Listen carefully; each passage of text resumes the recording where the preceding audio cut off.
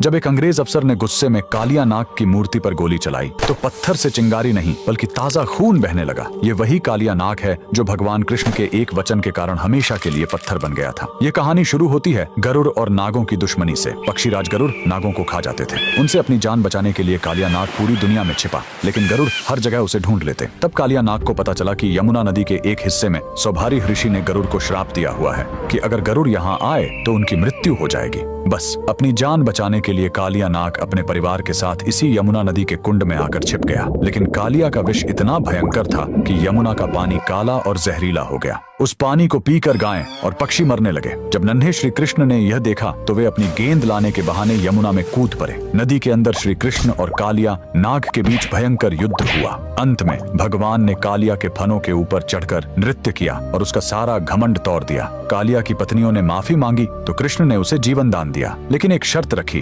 तुम्हें अभी इसी वक्त यमुना छोड़कर वापस समुद्र में जाना होगा। जाते समय भगवान ने उसे एक चेतावनी दी, जाते समय पीछे मुड़कर मत देखना, वरना जहाँ देखोगे वहीं पत्थर के हो जाओगे। कालिया नाग अपने परिवार के साथ निकल पड़ा, लेकिन जैसे ही वह ब्रज की सीमा पर स्थित जैत गांव के पास पहुंचा, उसके मन में एक बार फिर वृंदावन को देखने का मोह जाग उठा। उसने सोचा एक आखिरी बार देख लूं, और जैसे ही उसने पीछे मुड़कर देखा, श्री कृष्ण के वचन अनुसार वह तुरंत वहीं पत्थर की मूर्ति में बदल गया। कहा जाता है कि उसकी पूंछ आज भी जैत गांव के जमीन के नीचे से लेकर वृंदावन तक फैली हुई है। सदियों बाद जब भारत में अंग्रेजों का राज्य आया तो उन्हें इस कहानी पर विश्वास नहीं हुआ। सच्चाई जानने के लिए एक अंग्रेज अफसर ने मूर्ति के आसपास खुदाई शुरू करवाई, लेकिन खुदाई का कोई अंत ही नहीं मिल रहा था। झल्लाहट और गुस्से में आकर उस अफसर ने अपनी बंदूक निकाली और कालिया नाग की पत्थर की मूर्ति पर गोली चला दी। तभी पत्थर के उस घाव से खून की धारा फूट पड़ी। ये चमत्कार देखकर अंग्रेजों की रूह कांप गई और वे वहां से दुम दबाकर भाग खड़े हुए। आज भी जैत गांव में वह मूर्ति मौजूद है। कमेंट्स में जय श्री कृष्णा जरूर लिखें।